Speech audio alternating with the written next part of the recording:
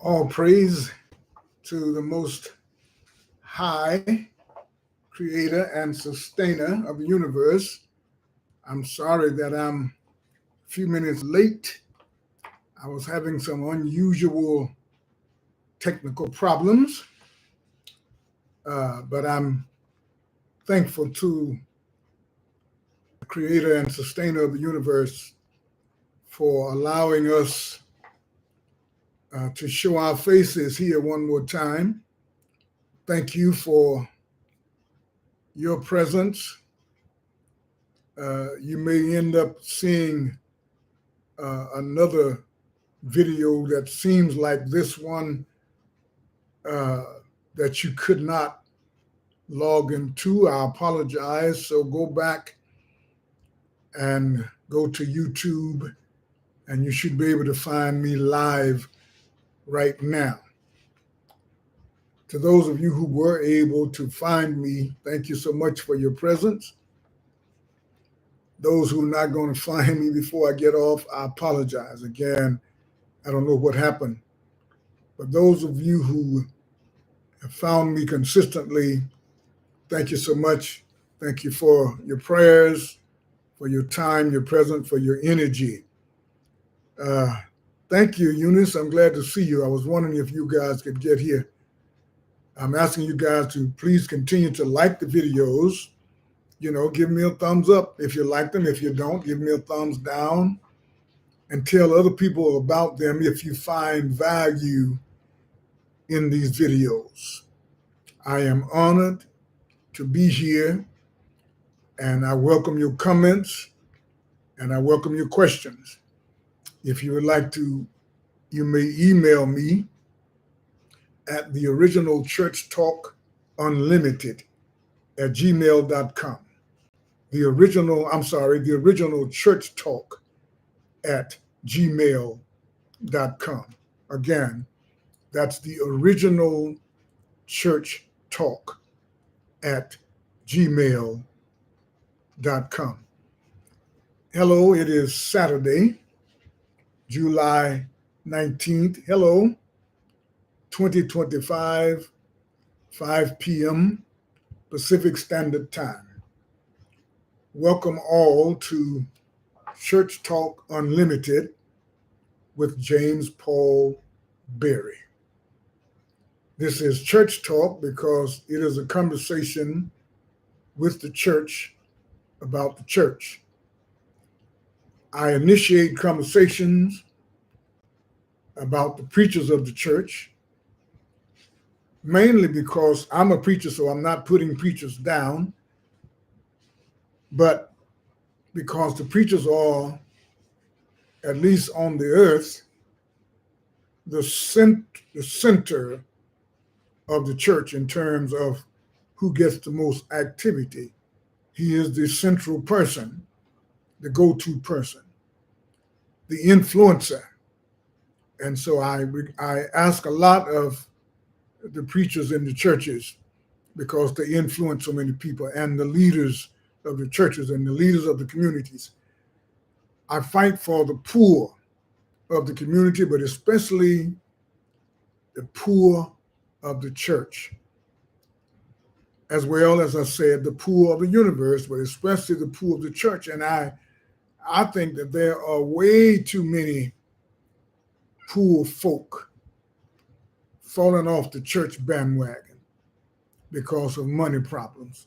Now, I know Jesus said to Judas that day when that woman poured that ointment on him, and Judas talked about that could have been given to the poor. Jesus said, you will have the poor always. So I get that. But just because we have them always doesn't mean that these that are poor have to remain poor. Or does it? Maybe you can help me with this. Anyway, I'm glad you're here. Good to see you guys. If you have any questions, put them in the chat, or you may, again, email me at theoriginalchurchtalk@gmail.com. Today we're talking about the subject, did Jesus have a parking space? Now, this might sound silly, but there were people who actually did have parking spaces. Now, this is somewhat rhetorical. Am I asking this? Because I'm really talking about amenities in comparison to what we preachers enjoy today. Now, based on my knowledge of Jesus, Jesus did not have a parking space. There were people who did, but Jesus did not have a parking space, nor did he have a camel or a donkey to park in a parking space. And you know that those animals had to have somewhere to park, right? So I'm using parking space or spaces as an example of blessings that preachers enjoy continuously, at least some preachers. And I'm not trying to be down on preachers, but preachers are doing very well. I saw a Facebook post about one of our famous preachers who are ancestors who preached sermons, fiery sermons many years ago. And I remember someone saying how they used to pay this brother way back when he first started out in chickens. Well, our preachers have graduated far beyond being paid off in chickens and being paid off in food.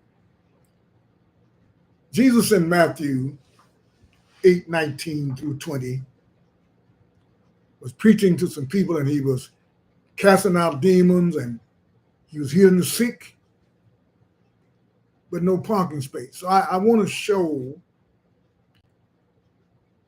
as we talk about Jesus and serving Jesus and what would Jesus do and how would Jesus do. I think sometimes out of all people, we leave Jesus out. Did Jesus have a parking space? Of course not. But Jesus had power. Jesus had ability. But looking at the work that Jesus did, he preached the word, he cast out demons, he healed the sick. In Matthew 8:19 and 20, a certain scribe came to Jesus, and a scribe, from the word that I looked up, it could be a number of different things, but we're definitely talking about the scribe who possibly had a relationship with the Pharisees and some of the educated people of that day who knew the law, what we call the law of Moses. Anyway, this scribe said unto him, Master, and Jesus had been talking to them about casting out demons, and he was healing the sick and doing all these works. So he impressed this man. I have a question for us preachers and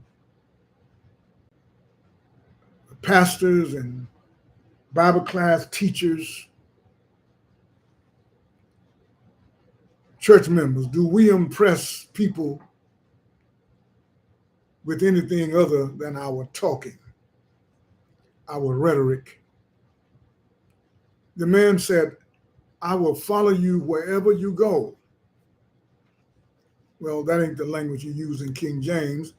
King James says, I will follow thee whithersoever thou goest, which means wherever you go, Jesus, I will follow you. But Jesus did not just give the man some words. Jesus showed the power of God within him. And as I said, I'm using the parking space as a, if you will, a euphemism for amenities that preachers enjoy. Preachers that I know are doing very well, the ones who are employed by churches. And my goal is to encourage preachers, since they have the central position in the churches. Education seems to come through them. I want to encourage them to fight for the other men in the church, the other brothers in the church. Not that everyone wants to be a preacher, but that the other brothers will be able to stand as strong as the preacher, as strong as the pastor, because the pastor is going to share the knowledge, understanding, and wisdom that they have that enables them to be able to be as successful as they are. Did Jesus have a parking space? No, Jesus said to the scribe when he said, I will follow you wherever you go. Jesus showed him the reality of what you're going to find if you follow me. Foxes have holes, and the birds of the air have nests, but the Son of Man hath not where to lay his head. Now, I remember getting into a debate with a brother some years ago. He was talking about a verse in Hebrews that said Jesus was tempted in all points like as we are, yet without sin. So we can see if Jesus was tempted in all points like as we are, the kind of struggles he would have to go through to not have a place to call home. But how many preachers you know?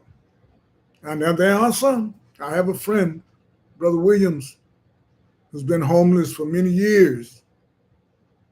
And coincidentally, I want to pray for my brother who's on his way to preach tomorrow. I won't name the city. Brother L. Page, I pray you get there safely and that you have a wonderful fellowship. But I know a preacher who is homeless. So I know that all preachers do not get to enjoy preaching in a stationary pulpit. Many of them, they are itinerant. They move from place to place. They preach on corners, so they all don't enjoy. But I'm just saying, I'm hoping that those who do enjoy the salaries, the expense accounts, the parking spaces even, the retirement and so on, that they will not just remember the preachers, but remember the other brothers who are looking at them, who are being influenced by them.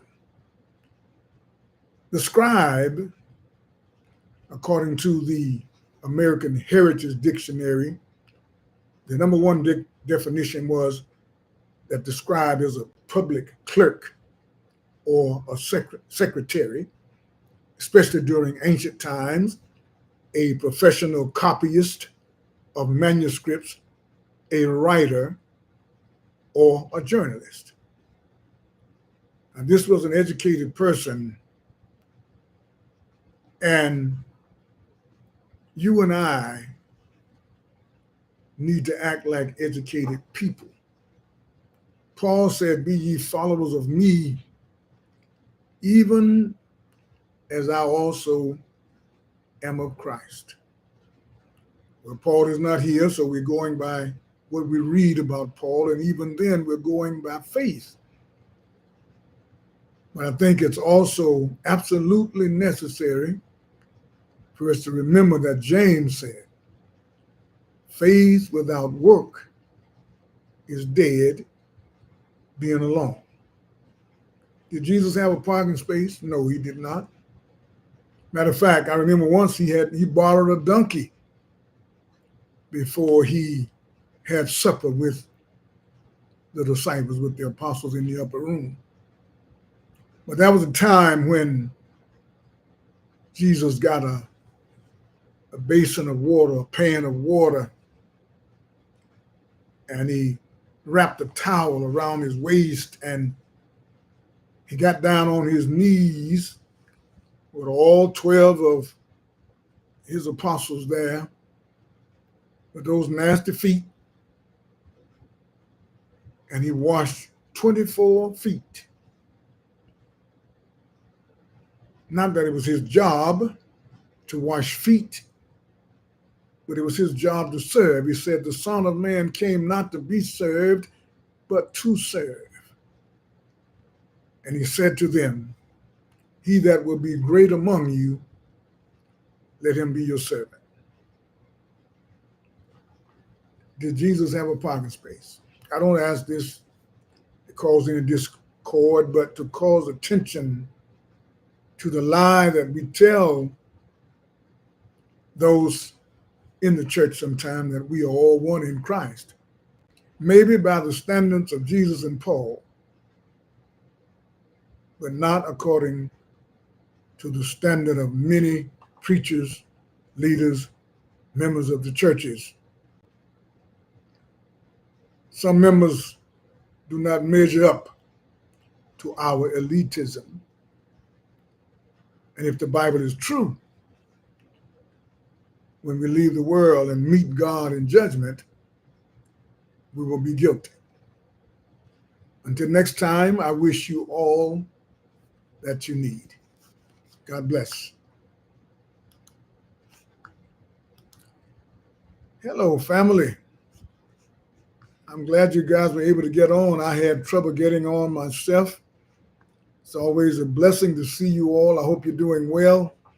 I know a lot of people are having trouble everywhere, but that's always the case according to the Bible. So everybody, don't freak out because of trouble, because as long as I can remember, the world has been full of trouble.